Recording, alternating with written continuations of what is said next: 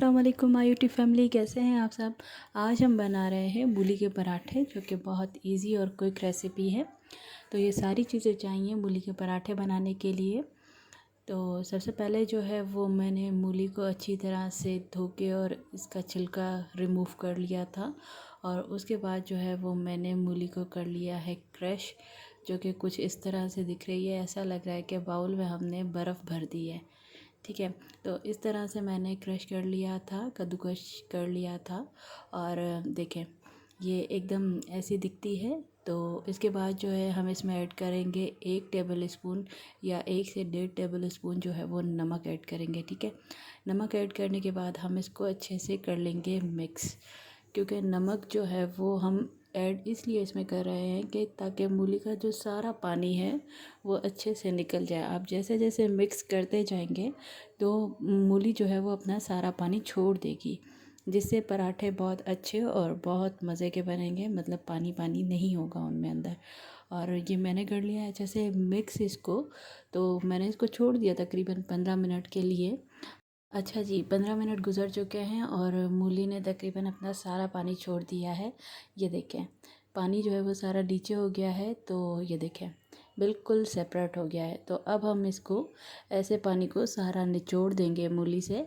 और मतलब दबे हाथों इसको निचोड़ते जाएंगे और एक सेपरेट बाउल में रखते जाएंगे। ठीक है, तो इस तरह से मैंने ये सारी मूली जो है, ये देखें, ऐसे करेंगे तो ये सारा पानी जो है वो निकल चुका है और बिल्कुल ड्राई हो गई है। और ऐसे करते करते मैंने सारी मूली का जो है वो पानी निकाल दिया है। और मतलब आप भी इसी तरह कीजिएगा। और इसको फिर मैं खोलती जा रही हूँ ताकि एक मतलब बाउल टाइप जो है वो मूली बन जाती है तो वो ना बने और खुली खुली रहे।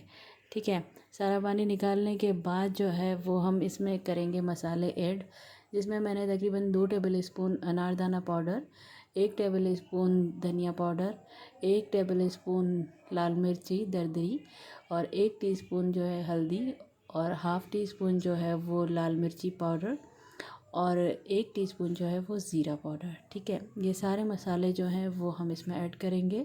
नमक हम पहले ऐड कर चुके हैं तो नमक काफ़ी था इसमें, जो नमक हमने ऐड किया था वो काफ़ी था। उसके बाद जो है हम इसमें तकरीबन 5 से 6 हरी मिर्ची चॉप करके वो ऐड करेंगे। और हम इसमें ऐड कर देंगे हरा धनिया। ठीक है, फिर हम इस सारे मसाले को करेंगे अच्छे से मिक्स। और मूली को बहुत अच्छी तरह से मिक्स करना है, क्योंकि हमने दबे हाथों जो पानी निकाला था तो उस वजह से मूली के जो बाउल बन गए थे। तो उन सारों को हमने खोल खोल के इसको अच्छे से मिक्स करना है। ठीक है, ताकि कहीं भी मसाला रह ना जाए और अच्छे मिक्स हो जाए। ठीक है, और ये जो रेसिपी मैं आपके साथ शेयर कर रही हूँ, ये एक आंटी थी, उन्होंने मुझे बताया था। तो वो इस तरह से ये मूली के पराठे बनाती थी। तो बहुत मज़े के बनते हैं ये पराठे। तो अब हम ले लेंगे, जो हमारा नेक्स्ट प्रोसेस है उसमें हम क्या करेंगे कि हम ले लेंगे आटा गूंधा हुआ, और उसके हम बना लेंगे 2 छोटे से पेड़े। ठीक है, 2 छोटे से पेड़े बनाने के बाद जो है वो मैंने तो इस साइज़ का पेड़ा बनाया है, छोटे छोटे से, क्योंकि ये जब मैं बेलूँगी तो ये और ज़्यादा थोड़ा बड़ा हो जाएगा। ठीक है, पराठा इतना बड़ा सही नहीं लगता और वो तवे से नीचे उतरने लगेगा, इसीलिए मैंने इस साइज़ के पेड़े लिए हैं। आप छोटे बड़े कर सकते हैं। तो उसके बाद जो है मैंने एक छोटी सी रोटी बेल ली है इस साइज़ की। और अब मैं जो दूसरा पेड़ा है उसको भी बेल लूँगी कुछ इसी तरह से। और इसका जो है वो बीच वाला जो हिस्सा है उसको आप ज़्यादा बारीक ना कीजिएगा। जो साइड हैं इसके रोटी के, वो आप थोड़े ना ज़्यादा बेलिएगा। ठीक है, क्योंकि जो अगर हम बीच को ज़्यादा बेलेंगे तो पराठा खुल सकता है। मैं दोनों रोटियां बेल चुकी हूँ। तो अब जो मसाला है जो मैंने रेडी किया था मूली वाला, वो हम एक रोटी पे ऐसे फैला देंगे।